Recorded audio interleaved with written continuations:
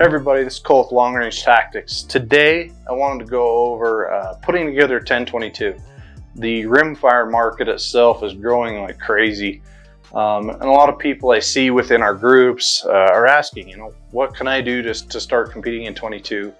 And this is a really simple way to do it. Now there's a lot of great options out there, but I want to use these. I reached out to these companies.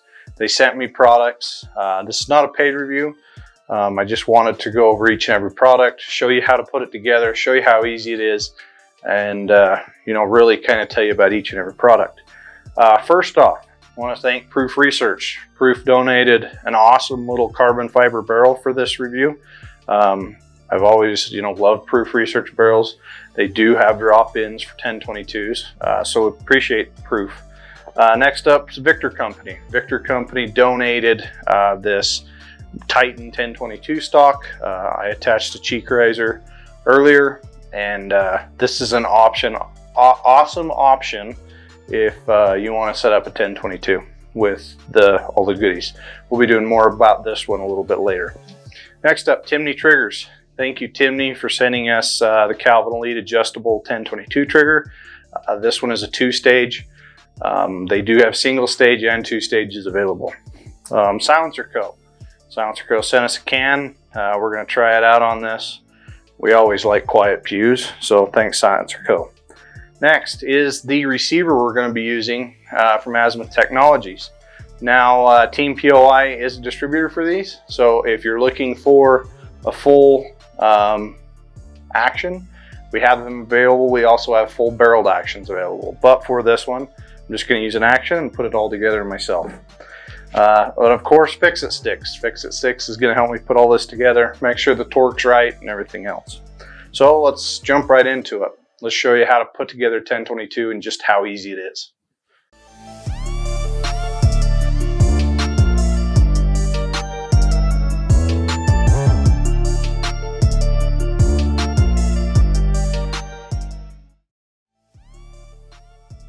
The first thing I'm going to do before I do anything else is, before this I removed the bolt and all the springs and stuff, because I don't want to damage any of that as I'm putting the barrel in. Some of these barrels are extremely tight when you put them in here, so you just want to make sure that you don't have anything else that when you're trying to maybe push it on that you're not going to damage. So it's all stripped. There's nothing in there. It's just the action itself. And then we're just going to put the barrel on. This is going to be my the first option of doing it. Now, inside of here, I like to put a little bit of lube or a little bit of grease just to help it slide in. It also kind of helps, with rust, so that the rust doesn't get in there, because it's not, always a perfect fit. There's always going to be a little bit of play between tolerances on receivers and barrels. So I'm going to take this Proof. Now it does come with the notch goes down. That's what is held together by the V-block. So what we're going to do is we're just going to kind of slide this in here very carefully. I'm just going to kind of wiggle it back and forth to get it started. Again, sometimes these are really tight. Sometimes trying to get them in, you might damage it. So take your time on this portion. Make sure that you're not going to destroy your crown or anything else. What I usually like to do is I'll put the thread protector back on, and I'll put something on top of it, and I'll just kind of tap very lightly, at least to get it somewhat seated. This is super tight, so what I did was I went ahead and reinstalled the thread protector just to make sure that I don't damage the threads.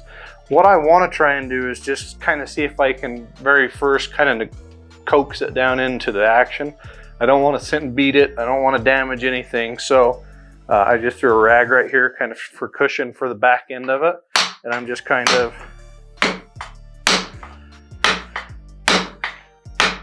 and notice I'm not using the end of the hammer. I'm trying to use the wood. Now you can put a piece of wood over this and maybe hit it so you don't damage it. But I'm just trying to very carefully coax this down. Now I've got it a lot of the way. You don't have to beat it all the way into place. The V-block is going to help you get it right where you need it to be. It'll help line everything up. That's one of the reasons why the notch is cut, so that you can line all that up. So I'm just going to kind of set this in here, and I'm going to kind of start these screws a little bit, wiggle it back and forth, and get these screws started down into where they need to go. I can tell it's not lined up 100%, but the nice thing is it's going to start pushing it where it needs to be aligned, which makes it a lot easier when you're trying to install it all together. So I'm just going to use my fix-it sticks and start tightening these down to make sure that it's all straight, everything's lined up.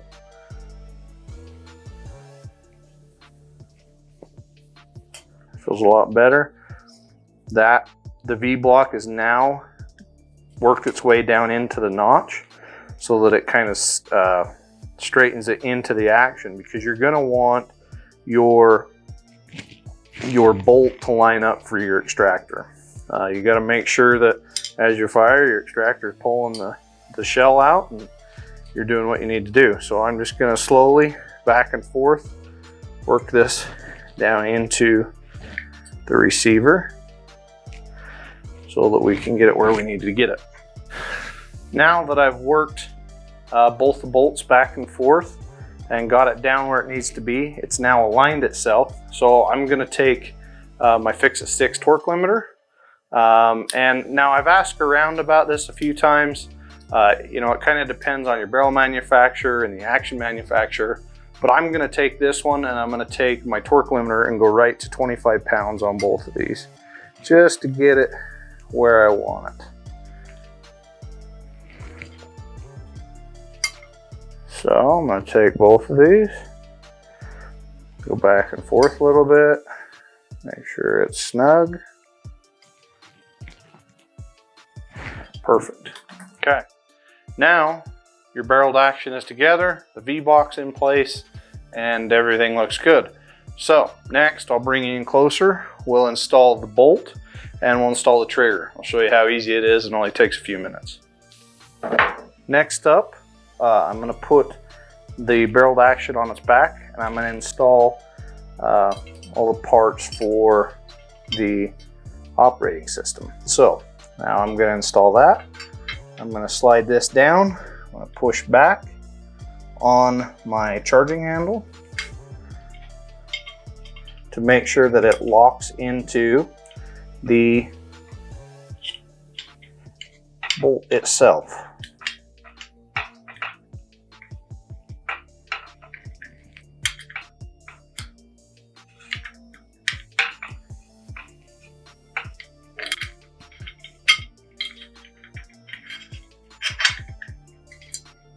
Now that I've got the bolt in, I'm just going to run it a couple times, make sure it's not sticky. Everything's running good. It's got good, it's sitting flush against the bolt face. Everything's looking good. The ejector's lining up, the extractor's lining up, everything looks good in it. Next, we're going to show you how easy it is to put a 1022 trigger in. These are as simple as sliding them in and wiggling them to make sure they're locked, and putting both triggers. These are even easier than, you know, replacing a 700 trigger. I'm just going to lightly tap that. You don't have to force them, they go right in.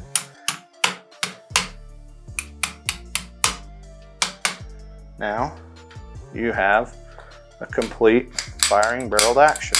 Everything's still good. Want to double check, make sure that's still going, nothing in there's catching. Everything feels good, everything looks good. So now next, we're going to show you real quick how to put the barreled action into the stock. Now it takes a little bit of finesse, because these, which is the safety, needs to kind of be held right dead center in the middle to be able to go through the stock opening.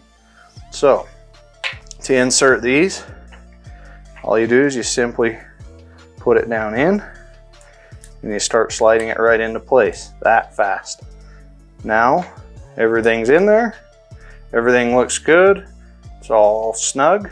I'm just going to flip it over. We're going to put the screw back in it.